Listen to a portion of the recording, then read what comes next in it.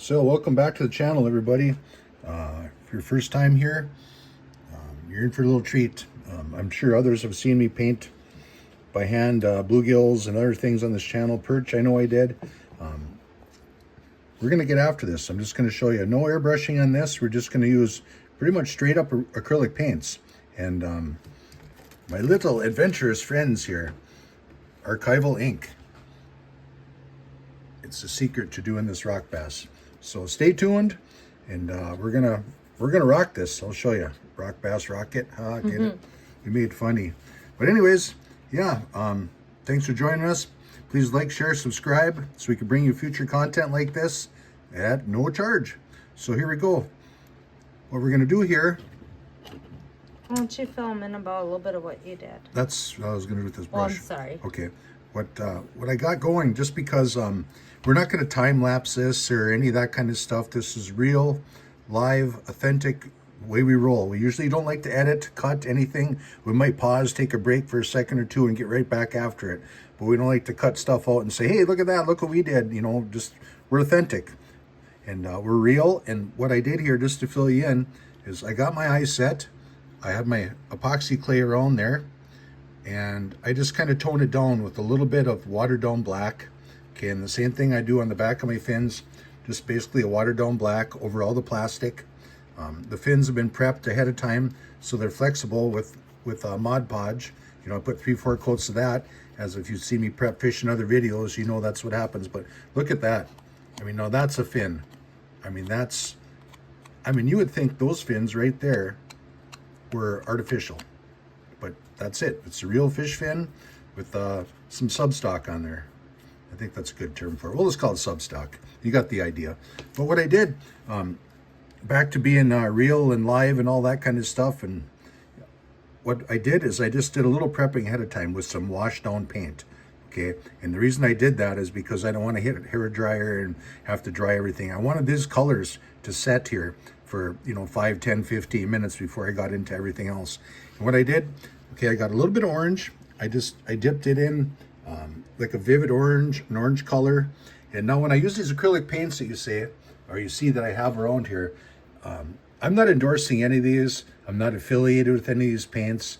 You can see a wide variety of manufacturers here, but as long as it's acrylic, you're good to go for this style of painting. But again, so I just washed down some orange, and now I'm going to show you real quick here.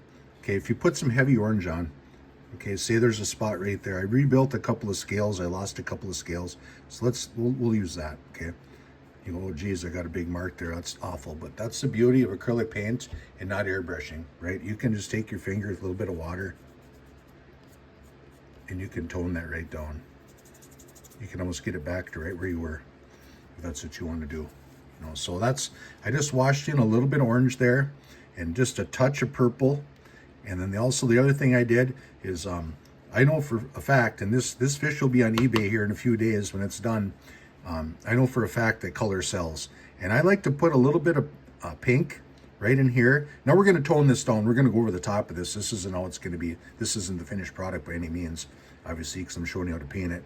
And I got a little bit of pink there and pink underneath there. We're going to let that set. I daubed some heavy orange, just gobs right here. And that's the fun part. I really like to paint bluegills, sunfish, and rock bass. Those are probably my specialty because there's just such a wide variety. Somebody would say, well, in our area, they're not that purple or whatever. But that's another reason that I don't do local work anymore. I don't want somebody sitting there critiquing, well, my fish had this and they had that. I like to do this more for fun, for myself, and a thing or two on eBay. Less pressure that way. Can I say one thing? I've been where I'm like blew up the bluegills on the gills and stuff, and everybody's like, they're not that blue. I will tell you what, yes they are. I have caught some this year that are just like that, and them orange tummies. Yeah, and it depends of water clarity, the time and of I've year. had some that I caught this year that had the whites all up in there. It's what lake you're fishing on, what state you're from.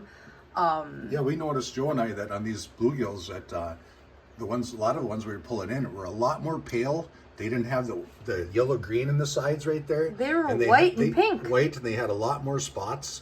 in the sides than bars actually. So I mean, there's a wide range of colors, but you know, so We're feel just free. doing a variety. Don't be afraid. My point of that is, and like Joe was saying, is don't be afraid to experiment and monkey around. And you're not, especially with acrylic paints. If you're a beginner and you want to learn, I strongly advise don't using lacquer airbrush paints, because it is really a bugger if you want to have to start stripping paint off if you overdid it or anything. And trust me, I learned when I was 21 years old, just a couple of years ago, honest, when I was in taxidermy school, I way oversprayed yellow on a walleye, and the instructor went over to me and he says, "What are you doing?" Well, and then he said, "Don't worry about it. It's a common mistake that everybody overcolors everything."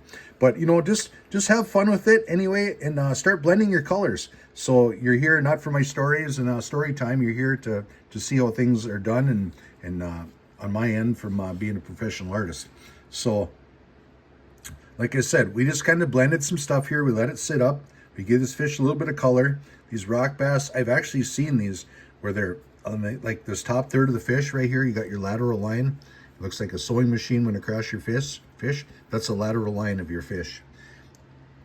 That there, down below that, I've seen rock bass were completely black up here, and the rest of the fish was almost brown, and maybe a little bit of washed out white down here. So I mean, there's such a wide array and color of fish that it's just crazy. But anyway, let's get back after this. The other thing I did ahead of time when I put the black around my epoxy, when I set my eye, is, I forgot to do these, but we'll just get those real quick. I thinned down my black paint, and I coated my plastic. Now this is one thing, I've said this just probably in about every video I've done, being an artisan and running a taxidermy studio for years and years and years, that time is money, and you got to keep your hands busy to make a profit. And this is one place, if you wanted to practice with an airbrush, that if you wanted to paint the back of your fins and your seam right there, that would be a great learning project for you to do. I mean, in the long run, if you airbrush the back of these seams, you are going to save yourself literally a mountain of time if you want to get into the profession and you want to start, I wouldn't say turning and burning a product, but you know, because you want to do a good job and your reputation is on the line for every piece you put out your door. But it'll save you a lot of time, you know, if you airbrush the back of your fins especially. And the other reason that you do that is because you can see there's a couple of splits. There was one right here that I repaired, and one there and one there, and you can see it with the black on the back. It really toned that down. You can hardly even tell that they were broken. It also makes the colors pop on the front side when you paint them. I'm just going to show you a comparison here real quick of, you can see that, okay, where it was repaired a little bit. Now watch if I go with black on the back of this. Okay, let's just do this one notch right here. Okay, let's just paint the back of that real quick with black. I might need a little more black on my foot brush.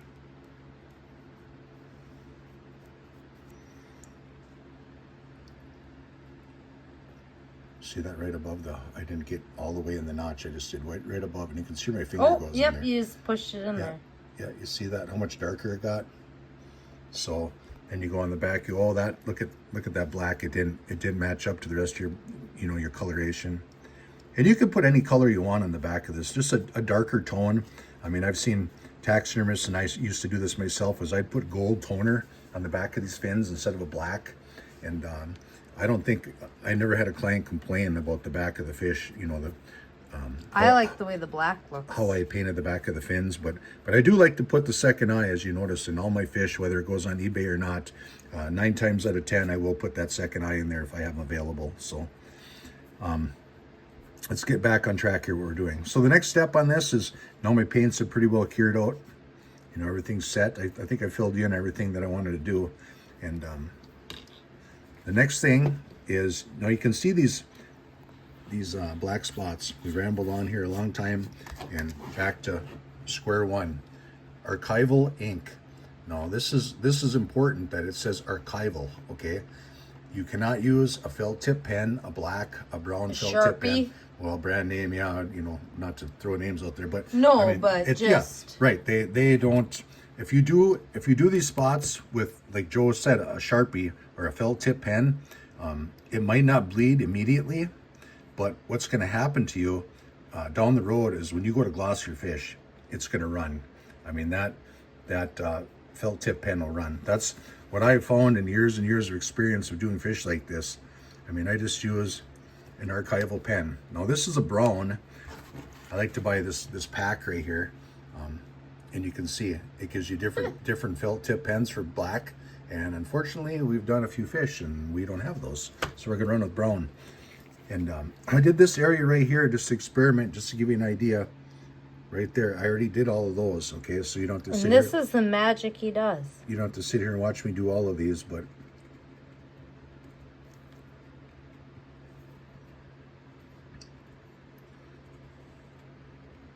we're just going to color in some spots. Now we got a good flow of the ink. And when you store these, the best way is always tip down. You know, put the cap on, of course, so you don't crush the end, and put the tip down so your ink is always running toward the tip. That's don't store every it like marker. This. Yeah, everything pretty much. Everybody does that. They throw their, I guess it's a name brand, but their Sharpies or their highlighters or whatever with the cap up, cap down. I know that. Yeah, get the ink flowing down. But we're just gonna, basically we're gonna highlight the black marks that are on this fish. Usually in a rock bass, you can see they start to roll in bands or in rows like this. And always check your reference too. You know, paint off a reference, not somebody else's finished fish mount that they painted or whatever. Use your own photos of the fish, a real live fish. That is your best reference. You know, right from the beginning of mounting your fish, you know, how open or closed you want the mouth. Notice on a fish if the gills, you know, if the gill cover is closed, the mouth is a little more open. You see a lot of mounts that the mouth is wide open and the gills are flared way out. I mean, a fish doesn't breathe like that. It doesn't fluctuate water through its mouth like that at all. So that's not natural. So use your reference right from the mount when it's drying all the way through the painting stage. While you're doing ticker marks, can I state something? Let her rip, tater chip. Okay. So while he's doing this little, I call them ticker marks. I know we were loading videos a lot quicker before on this channel, but you can check us out on Lakes, Life, and Homesteading on our other YouTube channel. And the reason why I've slowed down a little bit is we need to have a better taxidermy art studio. And on that channel there, you can actually see how we're taking an old garage and we're renovating it into our new art / taxidermy studio. So you can catch up on that and see what's kind of held us up a little bit. You know, it's summertime. We got to get this done now. Come winter, it's going to come to an end. So we're trying to get as far as we can. So we do sell everything you see on here on 10,000 Lakes Taxidermy on eBay. I know it's kind of dwindling down on there, but those are a few items that we have on there. We just sold a big, what was it, 3 dead mount grouse on, what would you call it? A piece of barnwood. Of barnwood. A backdrop, yeah. Yeah. Yeah, so like Joe was saying, our inventory on there right now on the 10,000 Lakes on eBay is it's dwindling down, but we're going to come back. We're going to have some stuff on there, but you know, our Minnesota summers are short and we need to take advantage of that and get the renovation done in the studio. When it's 10 below zero and we have 16, 20 inches of snow on the ground here, it's not the time for renovation. So we're trying to get on that, and our apologies. I promised somebody a video on the largemouth bass. Yeah, putting together that largemouth bass at 23, 24 incher we had here. And we are really going to try to get to that one. We got to get that knocked down. And the other thing too is I promised a good series on the difference between dry preservative and tanning, and that'll be there too. You know, it's taxidermy. You know, everything takes time, and we got to give some food for thought. And we just got a lot of irons in the fire right now. So this isn't the only thing we do. Yeah, right. We'll get to it. But yeah, so I highlighted a lot of that. I put my marks in there now. You can see how more vibrant that is with the markings. And you know, I'm not going to spend a lot of time on that. I mean, I'm pretty happy with the way it is. You know, I might come in here a little bit. And these archival pens are really good for like on a bluegill too. like in the belly area here. You can see that one. There's some tick marks on that one too. When your fish, a lot of times you'll lose a lot of color when you skin them, and through the process, if you want to get some of those black marks in there, maybe like on that one, like in here and underneath there, you can see it. This one really, I put a lot of them in there. That's all archival marker.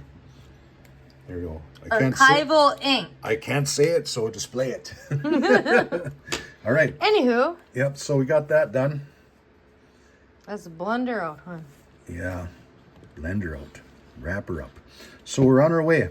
So the next thing we want to do, and another common mistake, is somebody's going to say, okay, we got our colors in there now, let's bring our wash down over the top of this. Now, a common mistake for a beginner, a learning, I guess a rookie painter, is you load up some heavy black and you start going in here like this. Okay, don't do that to your fish. I mean, don't do this and bring it way down. You see how dark that fish got? Okay, so what you want to do, you want to thin down your paint.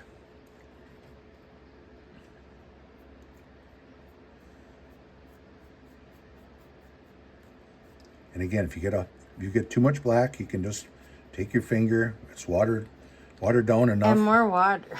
It's fun with acrylics. I mean, you can play around. You can spread your paint, little water, your finger, and you can see. I mean, I got orange, red, yellow. The only place you want to really go dark and heavy with your paint is right here. Okay, they do have this black mark right here. A lot of the fish do. If you look at our bluegills, Yeah. they do. Pumpkin seeds, they do, but they have a little red spot Yeah. next to it. No, I just let that paint sit right there. I was telling you I had a couple places. I put too much orange over the top of that.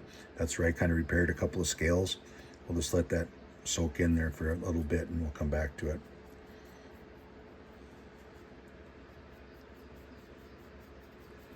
See that?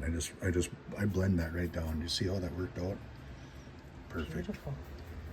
So you don't, basically when you're using any paint, whether you're airbrushing on a fish or if you're using water-based with an airbrush, lacquer with an airbrush, or you're just kind of basically dry brushing some acrylics on this fish, you always want to blend your colors. You don't want to have a start-stop point. You know, you don't, and I'll show you that when I do my whites down here too. You just want to start blending colors. I mean, just think if you're going to do a piece of art you want to hang on the wall, you know, you don't, if you have, say, a sunset, you're not going to go, okay, I'm going to put some red, I'm going to put a little bit of blue, some orange and yellow, and it's all going to be start, stop, start, stop. It's all blended together. I mean, you have more vibrant areas. You can see, you know, more orange or more yellow in one spot than the other, but they're kind of blended together, you know, pretty much like a rainbow. And you got the prism effect, and that's kind of, keep that in mind when you're doing your fish. It's the same thing. You want a happy little rock bass. Oh wait, don't quite have the hair for that to pull that off anymore. So anyways. Yeah, check that out. In the last video we posted on the update on the art studio. Yeah. Taxidermy studio. The weed whacker and the lawnmower got away from me. But I'm just going to knock down a little bit of that color right there. You know, I don't want so much pink in there, and I just do that. Now, there's two options. You can use black, or this is a good paint here too, a burnt sienna or burnt umber for rock bass. Those are both good paints to do this too. But I'm really happy how this is coming out right now. I'm gonna run a little bit of paint right here. You can see where my fin repair tape was on the back of this fin, and I don't want, when I gloss this, I don't want you to see that little texture there, or anybody to see that. So I'm gonna run a little bit of black there maybe, and right down the border of my fish, just like that. And you can see I didn't cardboard off the back of that or anything, you know, so if it gets a little bit on the body, no big deal. We can lift this fin right up and we can blend that out with our finger. A little tiny bit of water.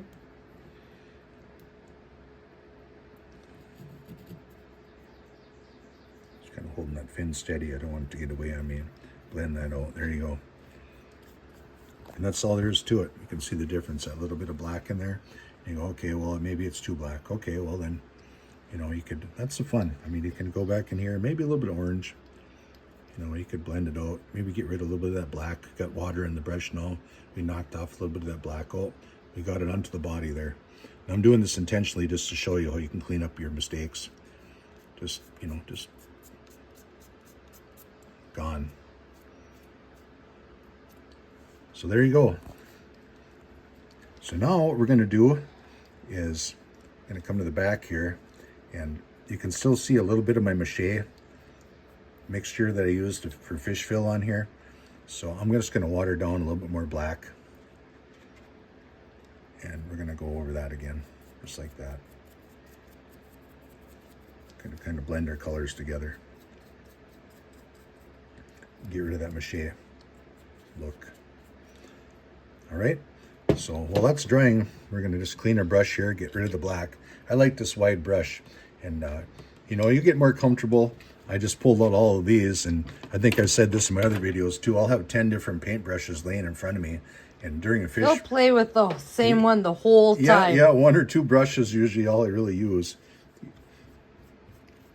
In fact, you know, for efficiency purposes, you watch me do 5, 6, 8 bluegills at a time with my molds and my mache mixture. You know, usually I just don't paint one fish. If I have paint like this in a palette, I'll put on, I'll have an assembly line going, 4 or 5 bluegills at a time, 3, 4 rock bass going on at a time, maybe a rock bass and a couple of bluegills where I'm using the same colors. I know where they go, and you know, it's just efficiency. It's almost like Henry Ford's assembly line, but we've got a little more quality control.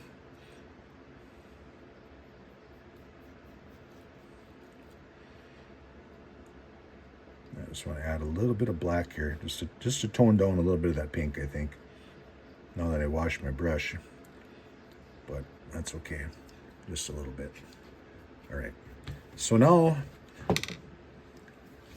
we're going to come in with the titanium white, and the one I really like that Iridescent. is iridescent white, and this is a really nice one, especially for doing like you want to blend on your bluegill cheeks, or pro tip right here, iridescent white. It's a really nice color. It's comparable to what I would say would be like a bass belly white in a lacquer paint for your airbrush. This is pretty much the same effect right here. A pearl, a white pearl, or an iridescent white, pretty much the same thing. So we're going to put a little bit of that on our custom-made palette here. We have, you know, going all in on this palette.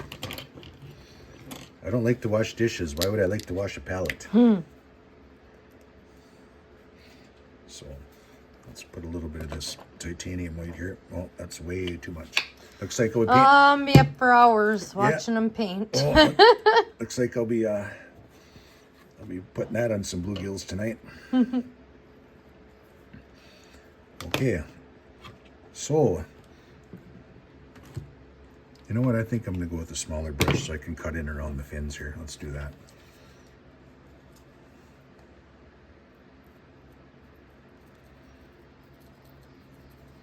Yeah, like I said, this is really how things are done. We're not, and I think this is going to set us apart from a lot of other channels and way people do things, and everything is so time-lapse these days. Not so much in this taxidermy end. I'm not picking on any other taxidermists out there, ripping them down, but you know, there's a lot of artists out there that, and I know there's no way they could sit there for, you know, 15, 20, 30 hours they have into their piece. They have to time-lapse it. But I just want you to see, you know, that this is how it's done. You know, I mean, this is It really is. And real time, I guess, is the words I was looking for there. Real time.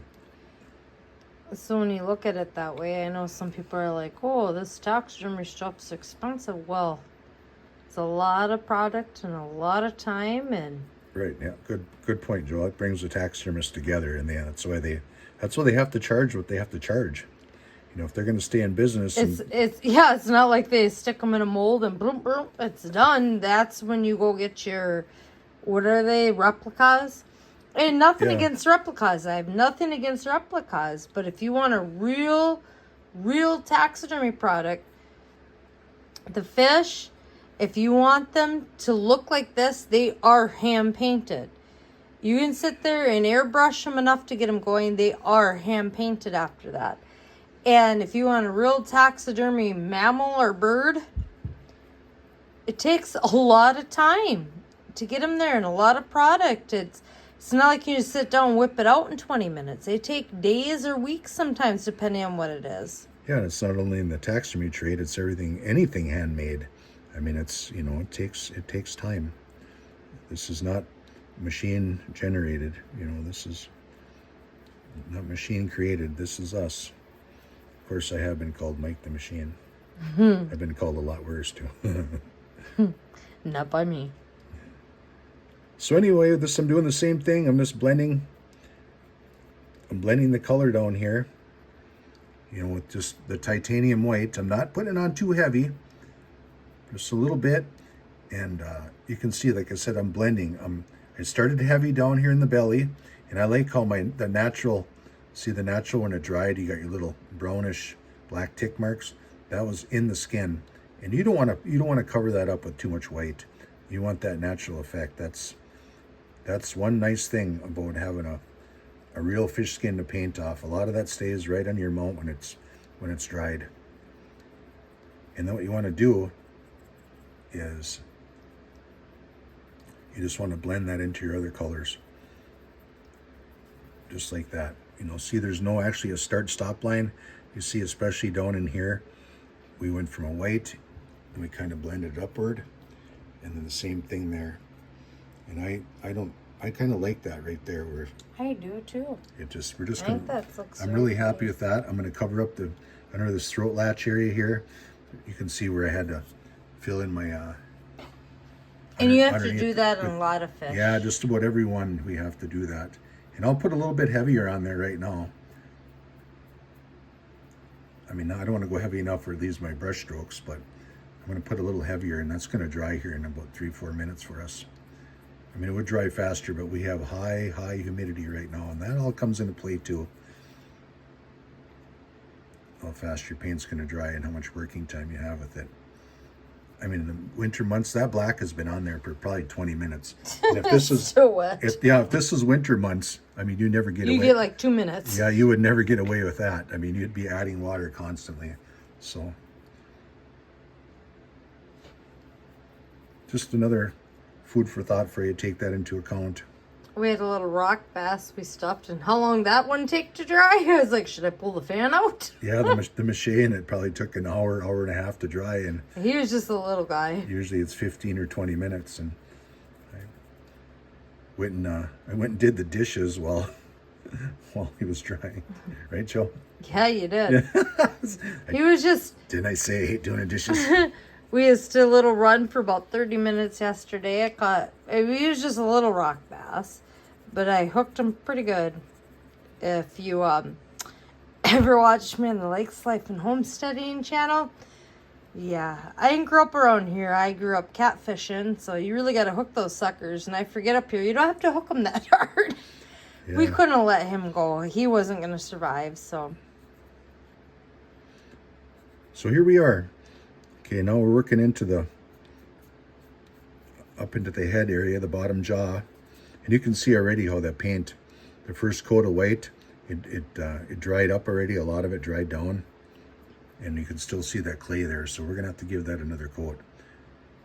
But that's why I like to give it a heavy first coat. So I don't like that clay look on the bottom there. I like it all to be nice uniform white all the way from the pecs all the way forward.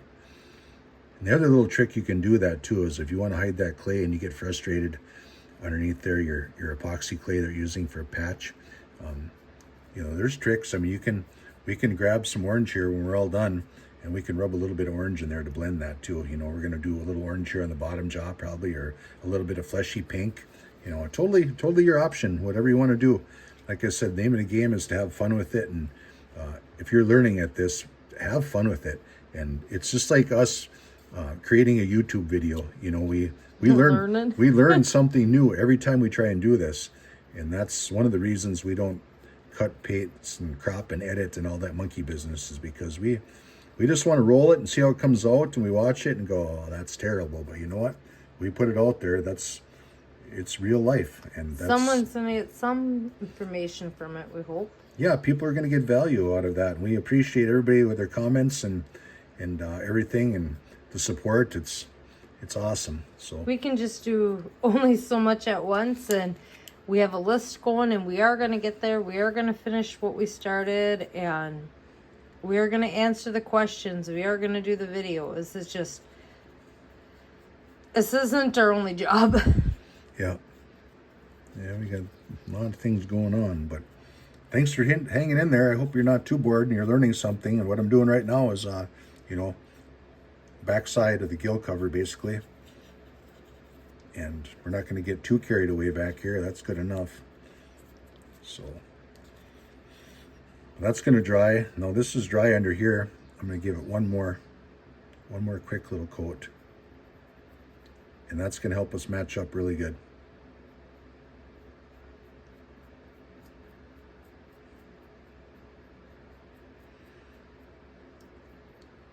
Now you're probably going to, one of your questions is going to be, okay, you always say, hey Mike, time is money, right? Time is money. How long with acrylic paints, roughly does it take you to paint a rock bass? And I'd say if I stayed with it, I got my paints all ready to go, I sat down and I did it. Maybe I did 2 or 3 at a time. Average time on each one of those fish would probably be about 15 minutes. If I was to fire up my airbrush and I had all my paints, my lacquer paints in front of me, because lacquer paints dry fast. With the experience I have, I could probably paint a rock bass in I would say half of that time. So that's kind of the difference, of the difference between hand painting and lacquer paints. But We like to show the hand painting because it's good to start with. It's cheaper to start with. Also, we can't airbrush right now because we're in transition of building a new studio. Yeah, I got to set up my ventilation system for my lacquer paints out there. Yeah, you definitely when you get into lacquer paints, it's not good for your health. So you want to have a good ventilation system when you do lacquer paints. So there we go. I mean, I'm really happy with that. That's going to dry out really nice. Yeah, now I'm going to come across with my my iridescent white. You notice we started painting back here and worked our way forward. Now that gives it time, for this, the second coat to set up, and if we work back here now up, our paints are going to be dried. And one of these things with this white and going to a different white, yeah, it's a nice blend too, but the thing is I put a lot of white on a lot of times, especially up in this area. You want to make sure that's dried before you come over with this other white. Otherwise you're going to start to peel your paint off your skin. And this is where the magic happens right here. You can really see, and you see that. Let's see if you can see it on camera. Yep, you can really see the pop that's given this fish. That metallic, that vibrant iridescent color. Just like when you look at a fish in the sunlight, you get that sparkly, basically a sparkly effect, I guess. And it's even going to get, you don't have to go crazy with this. I probably overdid it there, but I'm going to show you again how I can wipe some of that down. Because keep in mind, if you use any sparkle on your fish, bronze, copper tones, I'm going to show you, I'm going to put a little purple powder on here on this fish. If you put that on there, when you put your gloss on there, it's going to make it twice, maybe 3 times as vibrant to that color. So just keep that in mind when you're putting your pearls on there, your iridescence. I mean, I did a rock bass one time. I'm like, I'm onto something. This gold is really nice. And excuse me, when I glossed my fish, it looked like my fish had the we used to call it the Midas touch. The gold. It was like a gold bar. And like I said, with that lacquer paint that was on that fish, and that gloss over the top of it, to strip that fish down and start again, it was rather frustrating.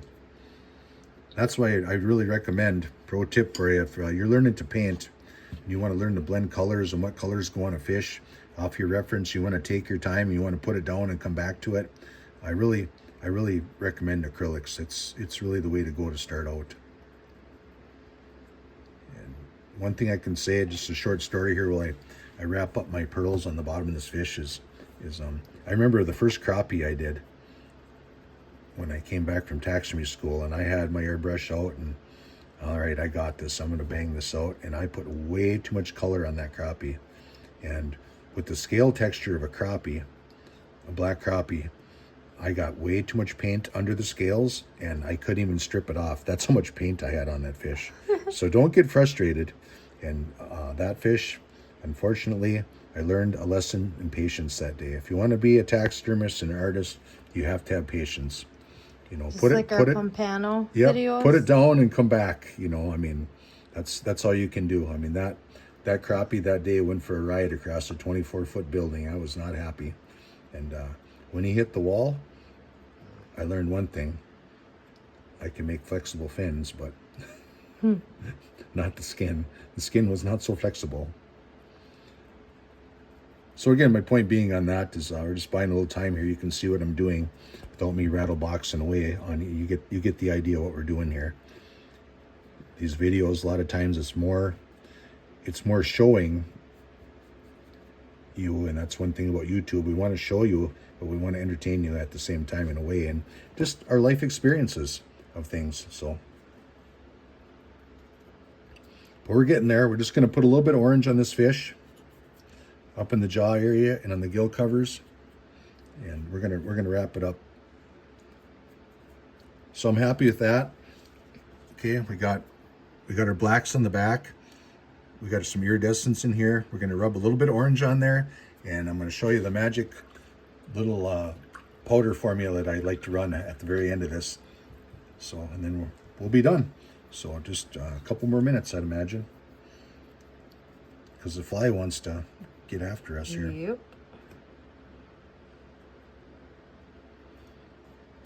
Just going to put a little purple right in there, just to break up that white into that darker color. Okay, then we're going to come in with a little bit orange.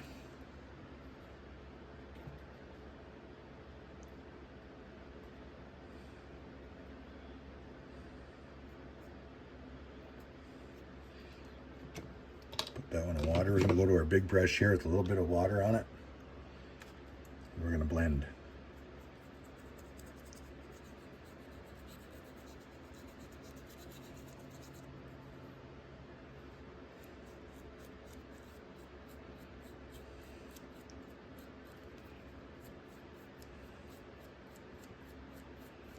See that we went from the orange spots, we blended everything.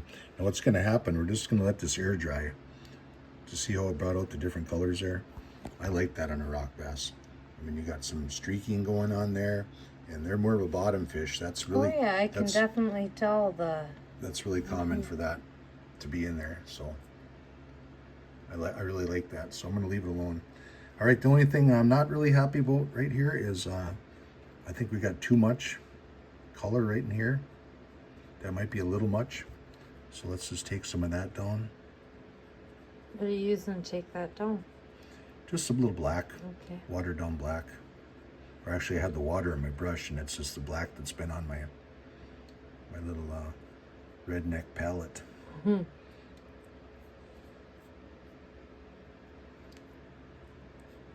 You just want to make sure that the front and back, they kind of match up, these two pec fins, and what you got going for color. So we're pretty good there. I like it. So that's done. The last little thing here. There's never a last little thing, right? I'm like, okay, let's call it good. No, I can't help myself. I gotta do a little more. I just wanted to show you another little pro tip here. If you're hanging in there, you're gonna get some. Pretty sure at this point, no one's hanging in there. We're at 40 minutes. You're going to get some valuable information here. Yeah, did I say I could do this in 15? Mm-hmm. But no, I'm talking and whatever. But you can take this gold. I got an acrylic gold here. It's a little thicker paint.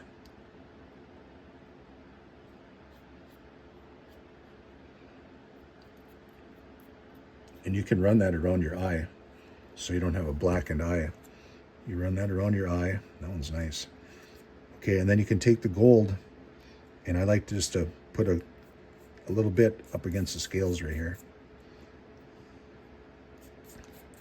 You need to water down the eye, hon. Yeah.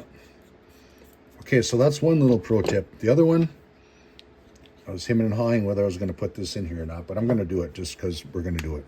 If you're still here, you're going to get some value out of this, so let that be a lesson. Watch my videos all the way through. You never know what you're going to see. This is like a green, and it's got sparkle in it. I like to put this in my fish too.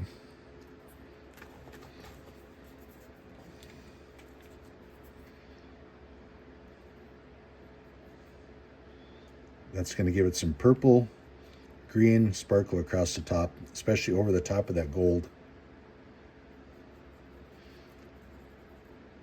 Now this is going to take, this stuff takes about 15 minutes when you put this heavy sparkle on here, this thicker paint, to dry. So don't be rammy to gloss your fish, you know, until this is completely dried. I don't mean to intrude, but yeah, water. Thank you. I see that. Way too much gold around it. Way better. Yeah, that comes down to the lighting too. You know, when you're going to paint, you want to have good natural light. And we're underneath a bulb right now. It's getting late evening here. And Joe's at a different angle than I was. She spotted that. And that's why you always want to paint as an artist under the best natural light you can get. Oh, absolutely. So there you go. That's kind of knocked down there. So we're going to just throw that brush in the water. And this is the purple that I've been talking about for 10 minutes now, that we're going to be done in a minute or two, right? That's it's a powder. Yeah, I just take a little bit of that on my finger. And if you have that wet, those pearls on there, that's wet, it just pulls it right off your finger and it adheres right to your fish. And I really like to put some in this cheek. And that just, again, it's color, and color sells. This isn't just a dulled out old bottom feeding brown rock bass. We got some color in this fish. Okay, that's pretty strong, hon. So there you go. I think that's pretty strong. I'm just going to brush it down and we'll be done. With a little bit of water. Yeah, I'm just going to do the same thing. I'm just going to take a big wide brush here. I got to get a new paper towel. I'm going to go with a really wet rag. Can you use my shirt? Yeah, use your shirt. We're going to take a lot of that purple off of there. So there we go. There we go. We're just going to let this sit to dry. I know it looks strong now, but in real life it doesn't. It's just the light picking it up. Yep, from a distance you can see that. There we go. We're going to let that dry, and we're going to gloss this and put a hanger on it and call it a wrap. So thanks for watching. Please like, share, subscribe, and catch you on the next one.